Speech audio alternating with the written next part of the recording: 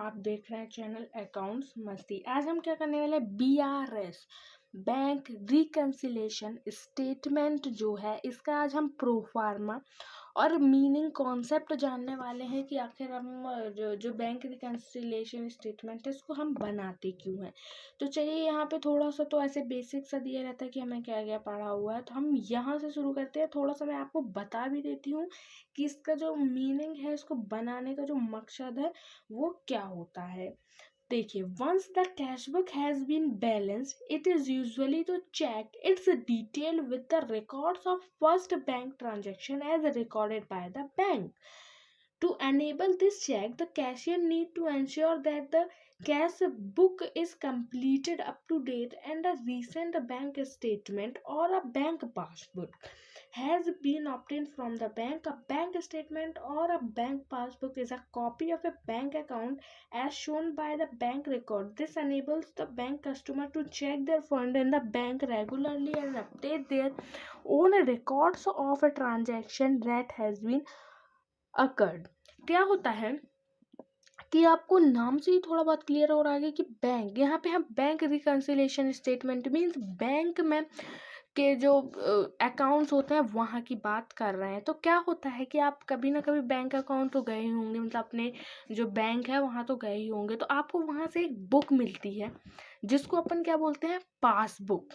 क्या बोलते हैं हम, पासबुक. तो उसमें क्या होता है कि हमने जितने ट्रांजेक्शन किए उनकी एक क्या रहती है, एंट्री रहती है, जिसको हम मशीन में डालते हैं, जो कि स्टेट बैंक वगैरह में सब जगह ही अवेलेबल है कि उसमें उस बुक को डालो, अपना लैंग्वेज सेलेक्ट करो और वो खुद से डिटेक्ट हो जाती है, खुद से बारकोड उसका जो है रीड हो जाता है उस मशीन पे और वो हमारे बैंक की डिटेल्स हमें उस बुक में प्रिंट करके दे देती है. तो यहाँ पे हम उसी बुक की, उसी पासबुक वाली जो एंट्रियाँ हैं उसी बुक की बात कर रहे हैं कि जो भी चीज़ें डेबिट होनी है वो क्रेडिट होनी है, क्या होना है. इसमें एक छोटा सा प्रोफार्मा है जिसमें हमें सारी चीज़ें समझ में आ जाती है. चलिए नीड पढ़ लेते हैं. यहाँ पे थोड़ा सा नीड वगैरह भी दी हुई है, तो नीड पढ़ लेते हैं. For reconciliation, it is generally experienced that when a comparison is made between the bank balance as shown in the first cash book, the two balances do not tally. Hence, we have to first ascertain the causes of difference thereof and then reflect them in a statement called bank reconciliation statement to reconcile tally the two balances. क्या होता है कि जो bank रहता है उसके पास भी एक बुक रहती है जिसको वो कैश बुक कहता है. तो जो कैश बुक रहती है उसमें वही सेम एंट्रियाँ होती हैं जो हमारे पास पासबुक में अवेलेबल है. तो हम इसी को चेक करने के लिए कि हमारे पासबुक और कैश बुक दोनों में सेम एंट्रियाँ हैं कि नहीं, तो वो जो भी एंट्रीज है डिफरेंस होता है उसको सही करने के लिए, जो डिफरेंस है बैंक कैश बुक और पासबुक में उसको सही करने के लिए हम BRS बैंक रिकन्सिलेशन स्टेटमेंट का यूज़ करते हैं. चलिए देख लेते हैं प्रोफार्मा. सबसे पहले मैं आपको फॉर्मेट बता देती हूँ कि जो बैंक रिकन्सिलेशन स्टेटमेंट है, मतलब जो पासबुक है, उसमें किस तरह का चीज़ें आती हैं. तो देखिए शायद कैमरे में पूरा आ नहीं रहा है, नहीं ये नहीं आ रहा है भाई पूरा. हाँ अब आ गया है. ये देखिए फॉर्मेट पूरा ये इस टाइप से दिया रहता है. यहाँ डेट दी रहती है पार्टिकुलर, मतलब कहाँ से आया कहाँ गया. यहाँ पे चेक नंबर, अगर चेक से कोई डिपॉजिट है तो यहाँ डेबिट मीन्स कौन सा जा रहा है बैंक में. आपने जब भी पासबुक देखी होगी, अगर नहीं देखी तो ध्यान से देख लेना आज कि जो डेबिट रहता है, डेबिट मीन्स पैसा चला गया, क्रेडिट मीन्स आ गया. तो जो पासबुक रहती है उसमें उल्टा दिया रहता है ना. और जो कैश बुक है उधर पे दिया रहेगा कि डेबिट मीन्स जुड़ा, क्रेडिट मीन्स गया. और ये बैलेंस है. और रिमार्क, मुझे ये रिमार्क वाला यूजुअली दिया नहीं रहता, बट यहाँ पे इन लोगों ने समझाने के लिए दे दिया है, बट ये दिया नहीं रहता. तो आई होप कि आपको ये चीज़ अच्छे से समझ में आ गई है. इसके बाद अब हम बात कर लेते हैं BRS के फॉर्मेट की. तो BRS का फॉर्मेट ये रहा. ये एक ये दिया है, एक दिया है, दोनों सिमिलर हैं, एक डिफरेंस है, सिर्फ और सिर्फ एक।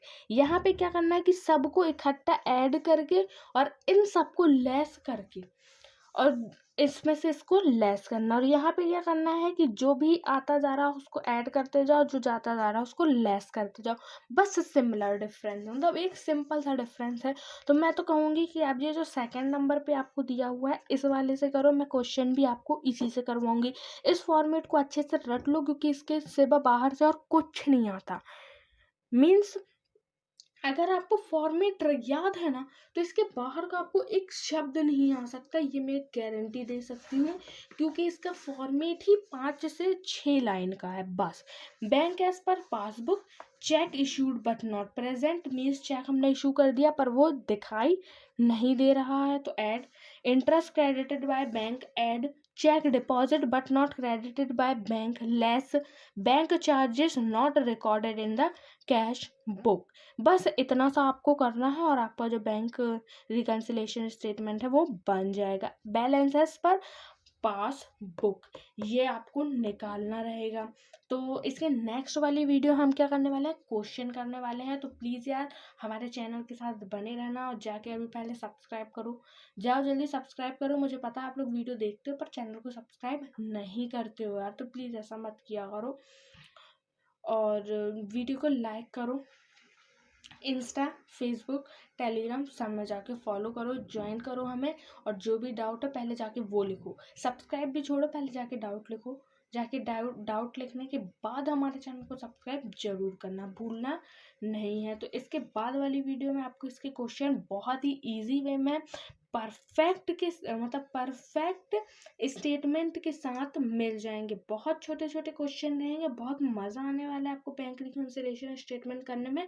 तो चलिए मिलते हैं नेक्स्ट वीडियो में। आई होप कि आपको सारी चीज़ें अच्छे समझ में आ गई हैं।